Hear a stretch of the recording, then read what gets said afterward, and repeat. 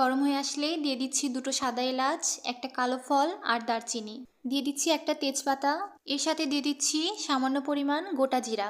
গরম মশলা থেকে হালকা স্মেল বেরোলে এখানে আমি কেটে রাখা পেঁয়াজ কুচিগুলো দিয়ে দিচ্ছি। পেঁয়াজ কুচিগুলো দিয়ে দেওয়া হয়ে গেলে পেঁয়াজ কুচিগুলো তেলের সাথে কিছুক্ষণ ভেজে নিব, যতক্ষণ না পর্যন্ত পেঁয়াজগুলো নরম হয়ে আসে। কিছুক্ষণ ভেজে নেওয়ার পর পেঁয়াজগুলো নরম হয়ে আসলে এখানে আমি দিয়ে দিচ্ছি 1.5 চা চামচ আদা রসুন জিরা বাটা।